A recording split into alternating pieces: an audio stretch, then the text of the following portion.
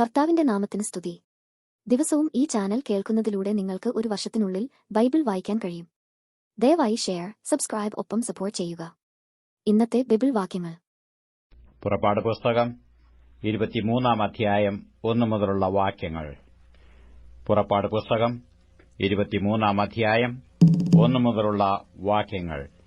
വ്യാജവർത്തമാനം പരത്തരുത്, കള്ളസാക്ഷിയായിരിക്കാൻ ദുഷ്ടനോടുകൂടെ ചേരരുത്, ബഹുജനത്തെ അനുസരിച്ച് ദോഷം ചെയ്യരുത്, ന്യായം മറച്ചുകളവാൻ ബഹുജനപക്ഷം ചേർന്ന് വ്യവഹാരത്തിൽ സാക്ഷ്യം പറയരുത്, ദരിദ്രന്റെ വ്യവഹാരത്തിൽ അവനോട് പക്ഷം കാണിക്കരുത്, നിന്റെ ശത്രുവിന്റെ കാളയോ കഴുതിയോ വഴിതെറ്റിയതായി കണ്ടാൽ അതിനെ അവന്റെ അടുക്കൽ തിരികെ കൊണ്ടുപോകണം.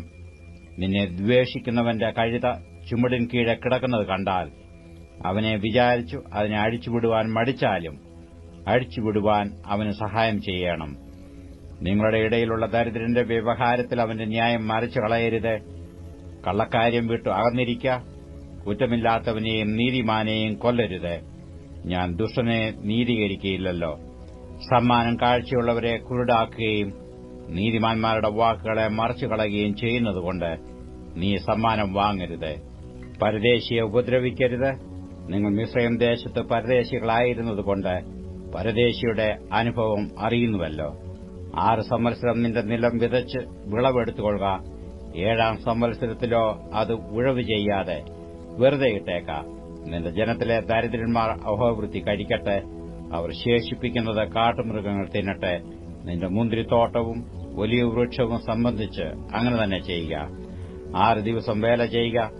7-ാം ദിവസം നിന്റെ കാളയും കഴുതയും വിശ്രമിപ്പാനും നിന്റെ ദാസിയുടെ പുത്രനും പരദേശിയും ആശ്വസിപ്പാനും വേണ്ടി നീ സ്വസ്ഥമായിരിക്കണം.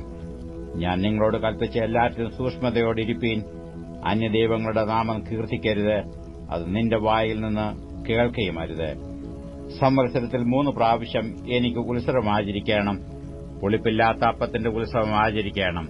ഞാൻ നിന്നോട് കൽപ്പിച്ചതുപോലെ അബീബ് മാസത്തിൽ നിശ്ചയിച്ച സമയത്ത് 7 ദിവസം പുളിപ്പില്ലാത്ത അപ്പം തിന്നുക. അന്നല്ലോ നീ മിസ്രയീമിൽ നിന്ന് പുറപ്പെട്ടു പോന്നത്. എന്നാൽ വെറും കൈയോടെ നിങ്ങൾ എന്റെ മുമ്പാകെ വരരുത്.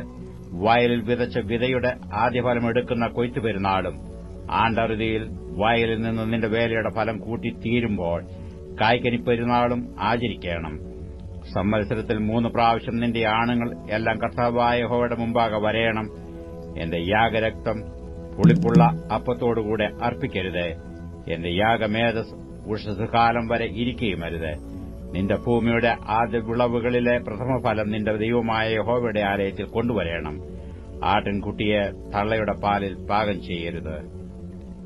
ഇതാ വഴി നിന്നെ കാക്കേണ്ടതിനും ഞാൻ നിയമിച്ചിരിക്കുന്ന സ്ഥലത്തേക്ക് നിന്നെ കൊണ്ടുപോകേണ്ടതിനും ഞാൻ ഒരു ദൂതനെ നിന്റെ മുമ്പിൽ അയക്കുന്നു.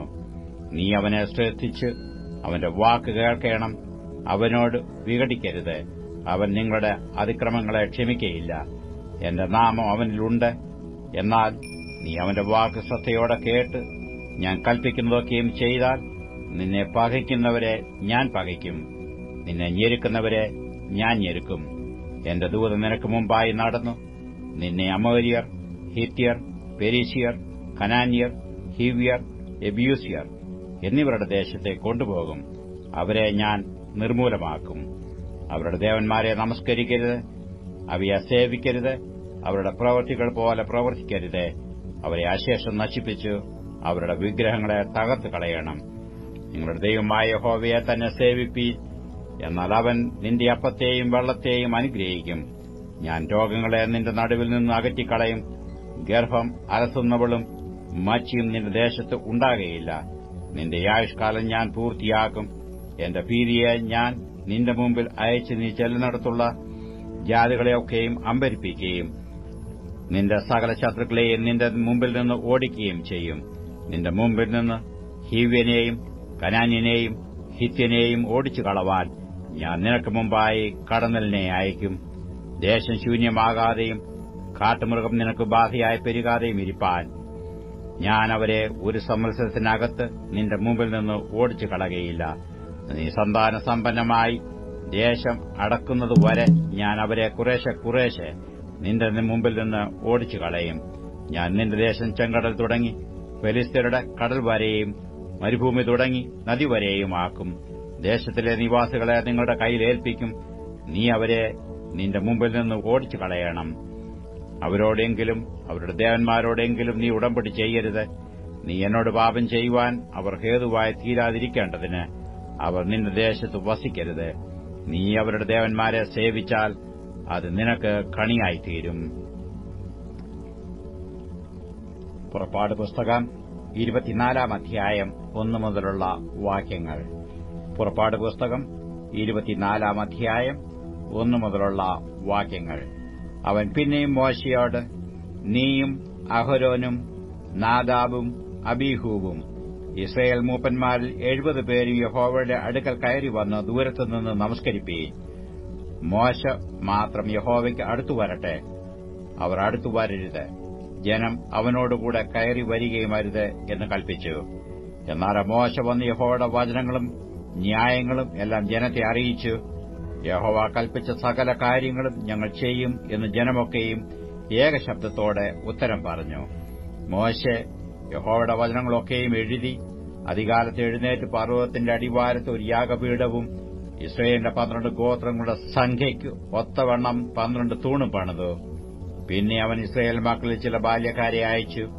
അവർ ഹോമയാഗങ്ങളെ കഴിച്ചു യഹോവയ്ക്ക് സമാധാന യാഗങ്ങളായി കാളകളെയും അർപ്പിച്ചു. മോശെ രക്തത്തിൽ പാതി എടുത്ത് പാത്രങ്ങളിൽ ഒഴിച്ചു, രക്തത്തിൽ പാതി യാഗപീഠത്തിന്മേൽ തളിച്ചു. അവൻ നിയമപുസ്തകം എടുത്ത് ജനം കേൾക്കെ വായിച്ചു. യഹോവ കൽപ്പിച്ചതൊക്കെയും ഞങ്ങൾ അനുസരിച്ച് നടക്കുമെന്ന് അവർ പറഞ്ഞു. അപ്പോൾ മോശെ രക്തമെടുത്ത് ജനത്തിന്മേൽ തളിച്ചു. ഈ സകല വചനങ്ങളും ആധാരമാക്കി യഹോവ നിങ്ങളോട് ചെയ്തിരിക്കുന്ന നിയമത്തിന്റെ രക്തം ഇതാ എന്ന് പറഞ്ഞു. അനന്തരം മോശയും അഹരോനും നാദാബും അബീഹൂവും ഇസ്രായേൽ മൂപ്പന്മാരിൽ 70 പേരും കൂടെ കയറിച്ചെന്നു. അവർ ഇസ്രായേലിന്റെ ദൈവത്തെ കണ്ടു. അവന്റെ പാദങ്ങൾക്ക് കീഴെ നീലക്കല്ല് പടുത്ത തളം പോലെയും ആകാശത്തിന്റെ സ്വച്ഛത പോലെയും ആയിരുന്നു. ഇസ്രായേൽ മക്കളുടെ പ്രമാണികൾക്ക് തൃക്കയ്യാൽ ഒന്നും ഭവിച്ചില്ല. അവർ ദൈവത്തെ കണ്ടു ഭക്ഷണപാനീയങ്ങൾ കഴിച്ചു. പിന്നെ യഹോവ മോശയോട്, നീ എന്റെ അടുക്കൽ പർവ്വതത്തിൽ കയറി വന്ന് ഇവിടെ ഇരിക്ക. ഞാൻ നിനക്ക് കൽപ്പലകളും നീ അവരെ ഉപദേശിക്കേണ്ടതിന് ഞാൻ എഴുതിയ ന്യായപ്രമാണവും കൽപ്പനകളും തരും എന്ന് അരുളിച്ചെയ്തു. അങ്ങനെ മോശയും അവന്റെ ശുശ്രൂഷക്കാരനായ യോശുവയും എഴുന്നേറ്റ് മോശെ ദൈവത്തിന്റെ പർവ്വതത്തിൽ കയറി. അവൻ മൂപ്പന്മാരോട്, ഞങ്ങൾ നിങ്ങളുടെ അടുക്കൽ മടങ്ങി വരുവോളം ഇവിടെ താമസിപ്പീൻ. അഹരോനും ഹൂരും നിങ്ങളോടുകൂടെ ഉണ്ടല്ലോ. ആർക്കെങ്കിലും വല്ല കാര്യവുമുണ്ടായാൽ അവൻ അവരുടെ അടുക്കൽ ചെല്ലട്ടെ എന്ന് പറഞ്ഞു. അങ്ങനെ മോശെ പർവ്വതത്തിൽ കയറിപ്പോയി. ഒരു മേഘം പർവ്വതത്തെ മൂടി. യഹോവയുടെ തേജസ്സും സീനായി പർവ്വതത്തിൽ ആവസിച്ചു. മേഘം 6 ദിവസം അതിനെ മൂടിയിരുന്നു. അവൻ 7-ാം ദിവസം മേഘത്തിന്റെ നടുവിൽ നിന്ന് മോശയെ വിളിച്ചു. യഹോവയുടെ തേജസ്സിന്റെ കാഴ്ച പർവ്വതത്തിന്റെ മുകളിൽ കത്തുന്ന തീ പോലെ ഇസ്രായേൽ മക്കൾക്ക് തോന്നി. മോശയോ മേഘത്തിന്റെ നടുവിൽ പർവ്വതത്തിൽ കയറി. മോശെ 40 പകലും 40 രാവും പർവ്വതത്തിൽ ആയിരുന്നു. ലൂക്കോസ് എഴുതിയ സുവിശേഷം 22 അധ്യായം 1 മുതലുള്ള വാക്യങ്ങൾ. ലൂക്കോസ് എഴുതിയ സുവിശേഷം 22 അധ്യായം 1 മുതലുള്ള വാക്യങ്ങൾ. പെസഹ എന്ന പുളിപ്പില്ലാത്ത അപ്പത്തിന്റെ പെരുന്നാൾ അടുത്തു. അപ്പോൾ മഹാപുരോഹിതന്മാരും ശാസ്ത്രിമാരും ജനത്തെ ഭയപ്പെടുകയാൽ അവനെ ഒടുക്കുവാൻ ഉപായം അന്വേഷിച്ചു. എന്നാൽ 12 കൂട്ടത്തിൽ ഉള്ള ഇസ്കരിയോത്താ യൂദായിൽ സാത്താൻ കടന്നു. അവൻ ചെന്ന് മഹാപുരോഹിതന്മാരോടും പടനായകന്മാരോടും അവനെ അവർക്ക് കാണിച്ചു കൊടുക്കുന്ന വഴിയെക്കുറിച്ച് സംസാരിച്ചു. അവർ സന്തോഷിച്ചു അവന് ദ്രവ്യം കൊടുക്കാം എന്ന് പറഞ്ഞൊത്തു. അവന് വാക്കുകൊടുത്തു. പുരുഷാരമില്ലാത്ത സമയത്തു അവനെ കാണിച്ചു കൊടുപ്പാൻ തക്കം അന്വേഷിച്ചു പോന്നു. പെസഹ കുഞ്ഞാടിനെ അറുക്കേണ്ടുന്ന പുളിപ്പില്ലാത്ത അപ്പത്തിന്റെ പെരുന്നാൾ ആയപ്പോൾ അവൻ പത്രോസിനെയും യോഹന്നാനെയും അയച്ചു. നിങ്ങൾ പോയി നമുക്ക് പെസഹ കഴിപ്പാൻ ഒരുക്കുവീൻ എന്ന് പറഞ്ഞു. ഞങ്ങൾ എവിടെ ഒരുക്കണം എന്നു അവർ ചോദിച്ചതിന്, നിങ്ങൾ പട്ടണത്തിലെത്തുമ്പോൾ ഒരു കുടം വെള്ളം ചുമന്നുകൊണ്ട് ഒരു മനുഷ്യൻ നിങ്ങൾക്ക് എതിർപ്പെടും. അവൻ കടക്കുന്ന വീട്ടിലേക്ക് പിൻചെന്ന് വീട്ടുടയവനോട്, ഞാൻ എന്റെ ശിഷ്യന്മാരുമായി പെസഹ കഴിപ്പാനുള്ള ശാല എവിടെയെന്ന് ഗുരു നിന്നോട് ചോദിക്കുന്നു എന്ന് പറവീൻ. അവൻ വിരിച്ചൊരുക്കിയൊരു വന്മാളിക കാണിച്ചു തരും, അവിടെ ഒരുക്കുവീൻ എന്നു അവരോട് പറഞ്ഞു. അവർ പോയി തങ്ങളോട് പറഞ്ഞതുപോലെ കണ്ടു പെസഹ ഒരുക്കി. സമയമായപ്പോൾ അവൻ അപ്പോസ്തലന്മാരുമായി ഭക്ഷണത്തിനിരുന്നു. അവൻ അവരോട്, ഞാൻ കഷ്ടം അനുഭവിക്കും മുമ്പേ ഈ പെസഹ നിങ്ങളോടുകൂടെ കഴിപ്പാൻ വാഞ്ചയോടെ ആഗ്രഹിച്ചു. അത് ദൈവരാജ്യത്തിൽ നിവൃത്തിയാകുവോളം ഞാൻ ഇനി അത് കഴിക്കയില്ല എന്ന് ഞാൻ നിങ്ങളോട് പറയുന്നു എന്ന് പറഞ്ഞു. പിന്നെ പാനപാത്രം എടുത്ത് വാഴ്ത്തി, ഇത് വാങ്ങി പങ്കിട്ടുകൊള്ളുവീൻ. ദൈവരാജ്യം വരുവോളം ഞാൻ മുന്തിരിവള്ളിയുടെ അനുഭവം ഇന്നു മുതൽ കുടിക്കയില്ല എന്ന് ഞാൻ നിങ്ങളോട് പറയുന്നു. പിന്നെ അപ്പം എടുത്ത് വാഴ്ത്തി നുറുക്കി അവർക്ക് കൊടുത്തു. ഇത് നിങ്ങൾക്ക് വേണ്ടി നൽകുന്ന എന്റെ ശരീരം, എന്റെ ഓർമ്മയ്ക്കായി ഇത് ചെയ്യുവീൻ എന്ന് പറഞ്ഞു. അവണ്ണം തന്നെ അത്താഴം കഴിഞ്ഞ ശേഷം അവൻ പാനപാത്രവും കൊടുത്തു. ഈ പാനപാത്രം നിങ്ങൾക്ക് വേണ്ടി ചൊരിയുന്ന എന്റെ രക്തത്തിലെ പുതിയ നിയമം ആകുന്നു. എന്നാൽ എന്നെ കാണിച്ചു കൊടുക്കുന്നവന്റെ കൈ എന്റെ അരികെ മേശപ്പുറത്ത് ഉണ്ട്. നിർണയിച്ചിരിക്കുന്നതുപോലെ മനുഷ്യപുത്രൻ പോകുന്നു സത്യം. എങ്കിലും അവനെ കാണിച്ചു കൊടുക്കുന്ന മനുഷ്യന് അയ്യോ കഷ്ടം എന്ന് പറഞ്ഞു. ഇത് ചെയ്യുവാൻ പോകുന്നവൻ തങ്ങളുടെ കൂട്ടത്തിൽ ആരായിരിക്കും എന്ന് അവർ തമ്മിൽ ചോദിച്ചു തുടങ്ങി.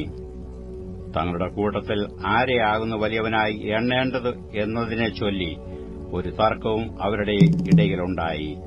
അവനോ അവരോട് പറഞ്ഞത്, ജാതികളുടെ രാജാക്കന്മാർ അവരിൽ കർത്തൃത്വം നടത്തുന്നു, അവരുടെ മേൽ അധികാരം നടത്തുന്നവരെ ഉപകാരികൾ എന്ന് പറയുന്നു.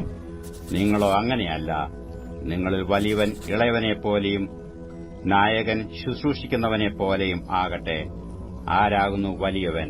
ഭക്ഷണത്തിനിരിക്കുന്നവനോ ശുശ്രൂഷിക്കുന്നവനോ? ഭക്ഷണത്തിനിരിക്കുന്നവനല്ലയോ?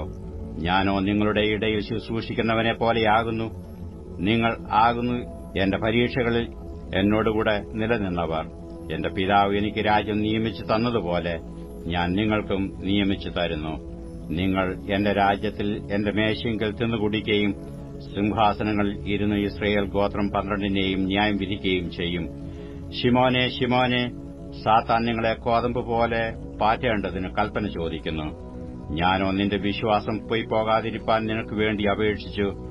എന്നാൽ നീ ഒരു സമയം തിരിഞ്ഞു വന്ന ശേഷം നിന്റെ സഹോദരന്മാരെ ഉറപ്പിച്ചുകൊള്ളുക. അവൻ അവനോട്, കർത്താവേ, ഞാൻ നിന്നോടുകൂടെ തടവിലാകുവാനും മരിപ്പാനും ഒരുങ്ങിയിരിക്കുന്നു എന്ന് പറഞ്ഞു. അതിനു അവൻ, പത്രോസേ, നീ എന്നെ അറിയുന്നില്ല എന്നും 3 വട്ടം തള്ളിപ്പറയും മുമ്പേ ഇന്ന് കോഴി കൂകുകയില്ല എന്ന് ഞാൻ നിന്നോട് പറയുന്നു എന്ന് പറഞ്ഞു. പിന്നെ അവൻ അവരോട്, ഞാൻ നിങ്ങളെ മടിശീലയും പൊക്കണവും ചെരുപ്പും കൂടാതെ അയച്ചപ്പോൾ വല്ല കുറവുമുണ്ടായിരുന്നോ എന്ന് ചോദിച്ചതിന് ഒരു കുറവുമുണ്ടായിട്ടില്ല എന്ന് അവർ പറഞ്ഞു. അവൻ അവരോട്, എന്നാൽ ഇപ്പോൾ മടിശീലയുള്ളവൻ അത് എടുക്കട്ടെ. അവണ്ണം തന്നെ പൊക്കണമുള്ളവനും ഇല്ലാത്തവനോ തന്റെ വസ്ത്രം വിറ്റു വാൾ കൊള്ളട്ടെ. അവനെ അധർമ്മികളുടെ കൂട്ടത്തിൽ എണ്ണി എന്ന് എഴുതിയിരിക്കുന്നതിന് ഇനിയും എന്നിൽ നിവൃത്തി വരേണം എന്ന് ഞാൻ നിങ്ങളോട് പറയുന്നു.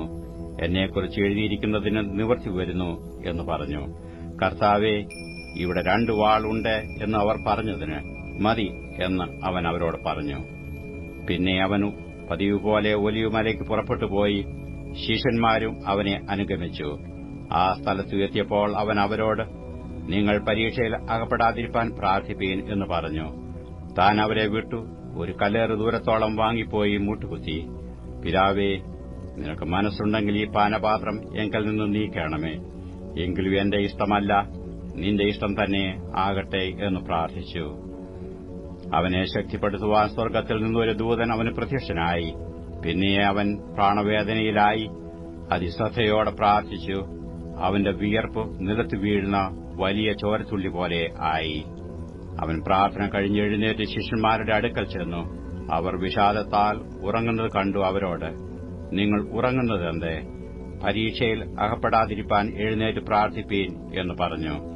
അവൻ സംസാരിക്കുമ്പോൾ തന്നെ ഇതാ ഒരു പുരുഷാരം 12 ഒരുവനായ യൂദ അവർക്ക് മുന്നടന്ന് യേശുവിനെ ചുംബിപ്പാൻ അടുത്തു വന്നു. യേശു അവനോട്, യൂദയെ, മനുഷ്യപുത്രനെ ചുംബനം കൊണ്ടോ കാണിച്ചു കൊടുക്കുന്നത് എന്ന് പറഞ്ഞു. സംഭവിപ്പാൻ പോകുന്നത് അവന്റെ കൂടെയുള്ളവർ കണ്ടു. കർത്താവെ, ഞങ്ങൾ വാൾ കൊണ്ട് വെട്ടണമോ എന്ന് ചോദിച്ചു. അവരിൽ ഒരുത്തൻ മഹാപുരോഹിതന്റെ ദാസനെ വെട്ടി അവന്റെ വലത്തെ കാത് അറുത്തു. അപ്പോൾ യേശു, ഇത്രയ്ക്ക് വിടുവീൻ എന്ന് പറഞ്ഞു അവന്റെ കാത് തൊട്ട് സൌഖ്യമാക്കി. യേശു തന്റെ നേരെ വന്ന മഹാപുരോഹിതന്മാരോടും ദൈവാലയത്തിലെ പടനായകന്മാരോടും മൂപ്പന്മാരോടും, ഒരു കള്ളന്റെ നേരെ എന്ന പോലെ നിങ്ങൾ വാളും വടിയുമായി പുറപ്പെട്ടു വന്നുവോ? ഞാൻ ദിവസേന ദൈവാലയത്തിൽ നിങ്ങളോടുകൂടെ ഇരുന്നിട്ടും എന്റെ നേരെ കൈ ഓങ്ങിയില്ല.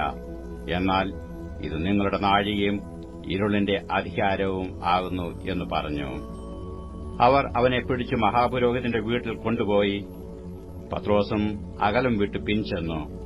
അവർ നടുമുറ്റത്തിന്റെ മധ്യേ തീ കത്തിച്ച് ഒന്നിച്ചിരുന്നപ്പോൾ പത്രോസും അവരുടെ ഇടയിലിരുന്നു. അവൻ തീവട്ടത്തിനടുക്കെ ഇരിക്കുന്നത് ഒരു ബാല്യക്കാരത്തെ കണ്ടു. അവനെ ഉറ്റുനോക്കി, ഇവനും അവനോടുകൂടെ ആയിരുന്നു എന്ന് പറഞ്ഞു. അവനോ, സ്ത്രീയെ, ഞാൻ അവനെ അറിയുന്നില്ല എന്ന് തള്ളിപ്പറഞ്ഞു. കുറഞ്ഞൊന്നു കഴിഞ്ഞിട്ട് മറ്റൊരുവൻ അവനെ കണ്ടു, നീയും അവരുടെ കൂട്ടത്തിലുള്ളവൻ എന്ന് പറഞ്ഞു. പത്രോസോ, മനുഷ്യ, ഞാനല്ല എന്ന് പറഞ്ഞു. ഏകദേശം 1 മണിനേരം കഴിഞ്ഞാറ് വേറൊരുവൻ, ഇവനും അവനോടുകൂടെ ആയിരുന്നു, സത്യം, ഇവൻ ഗലീലക്കാരനല്ലോ എന്ന് നിഷ്കർഷിച്ചു പറഞ്ഞു. മനുഷ്യ, നീ പറയുന്നത് എനിക്ക് തിരിയുന്നില്ല എന്ന് പത്രോസ് പറഞ്ഞു. അവൻ സംസാരിക്കുമ്പോൾ തന്നെ പെട്ടെന്ന് കോഴി കൂകി. അപ്പോൾ കർത്താവ് തിരിഞ്ഞു പത്രോസിനെ ഒന്നു നോക്കി. ഇന്ന് കോഴി കൂകും മുമ്പേ നീ 3 വട്ടവനെ തള്ളിപ്പറയുമെന്ന് കർത്താവ് തന്നോട് പറഞ്ഞ വാക്ക് പത്രോസ് ഓർത്തു പുറത്തിറങ്ങി അതിദുഃഖത്തോടെ കരഞ്ഞു.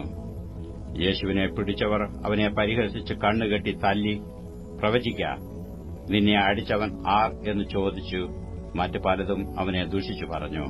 നേരം വെളുത്തപ്പോൾ ജനത്തിന്റെ മൂപ്പന്മാരായ മഹാപുരോഹിതന്മാരും ശാസ്ത്രിമാരും വന്നുകൂടി അവനെ ന്യായാധിപസംഘത്തിൽ വരുത്തി, നീ ക്രിസ്തുവെങ്കിൽ ഞങ്ങളോട് പറക എന്ന് പറഞ്ഞു. അവൻ അവരോട്, ഞാൻ നിങ്ങളോട് പറഞ്ഞാൽ നിങ്ങൾ വിശ്വസിക്കുകയില്ല, ഞാൻ ചോദിച്ചാൽ ഉത്തരം പറയുകയുമില്ല. എന്നാൽ ഇന്നു മുതൽ മനുഷ്യപുത്രൻ ദൈവശക്തിയുടെ വലത്തുഭാഗത്ത് ഇരിക്കും എന്ന് പറഞ്ഞു.